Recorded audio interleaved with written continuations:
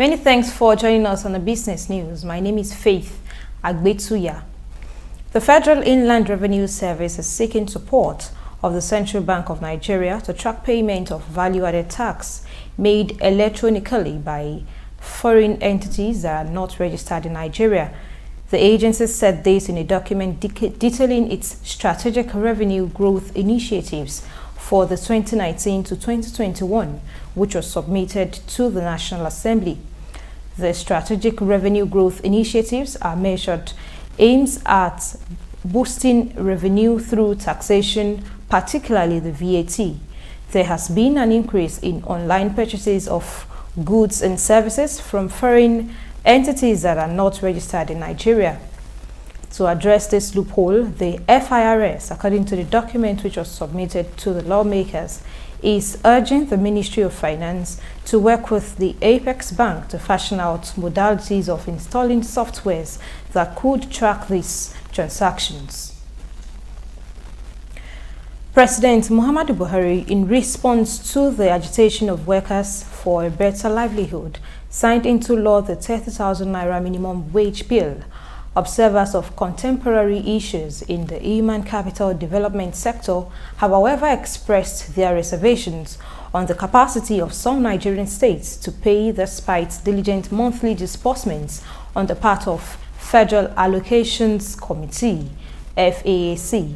In this report, Adegboyega Labiron takes a look at other sources of revenue available to state governments in meeting their monthly financial observations or obligations to workers. His report.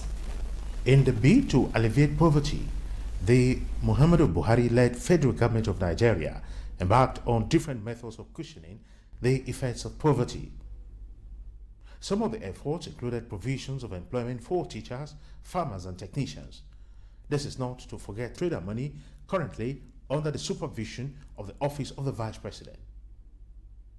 IATV Business News sought for the reactions of some Lagos residents on the new minimum wage. On the positive side and at the same time on the negative side. On the positive side, the people earning less than 18,000 naira before, at least it's going to be a kind of positive impact to them. But as regards the generality, Nigerians now, immediately they hear salary increase, everything goes up. It's good, it's an improvement. On the other side, we still need more upgrading because a lot of people are suffering. It's not still good enough, but it's an improvement. It's not about signing the paper. How would they make companies, especially the private companies, to be able to adhere to it? According to the Nigerian Bureau of Statistics, a total of 1.92 trillion naira was distributed to the three tiers of government in January, February, and March of 2019, respectively.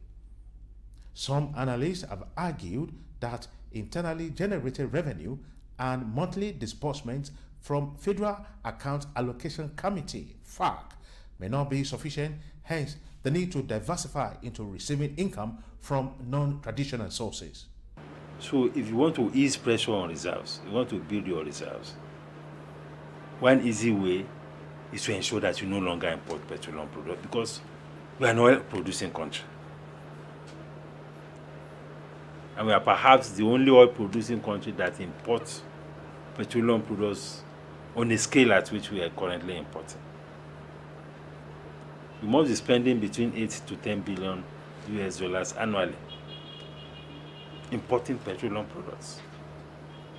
And yet we are an oil-producing country. Then we can also look at other aspects of import dependence, raw materials, consumer products. If you build domestic capacity, you will reduce import dependence. And if you reduce import dependence, you reduce the pressure on your reserves.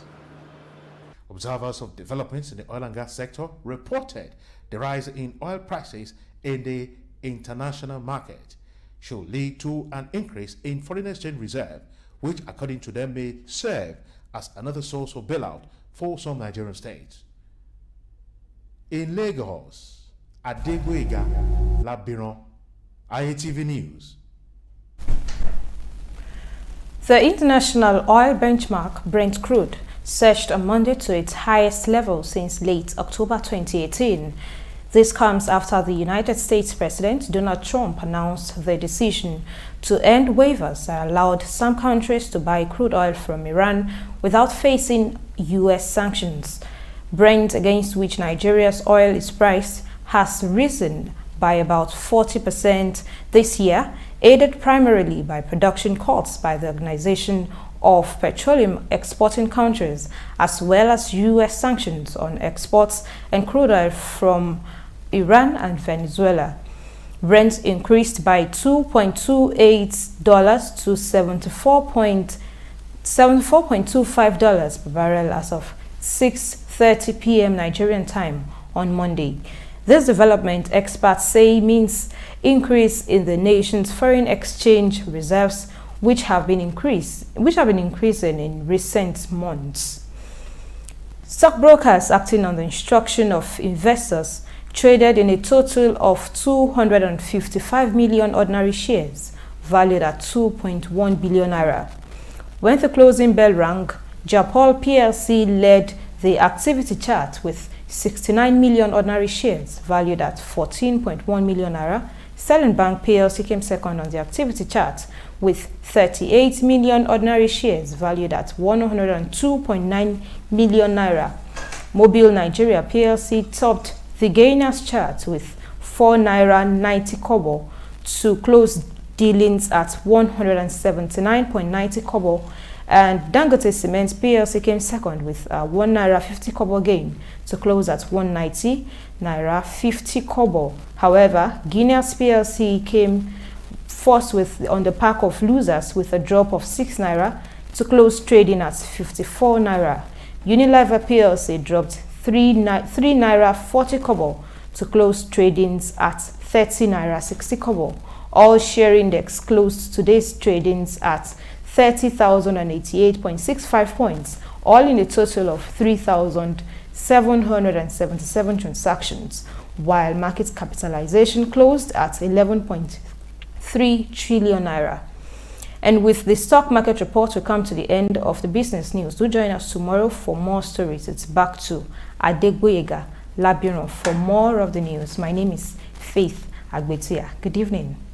Thank you very much, Faith Agbetuya. And that's the size of our package. From the Lagos studios of IATV, I am Adegboyega Labiron, handing you over back to our studios in Ibadan for the next segment of the news. Good evening.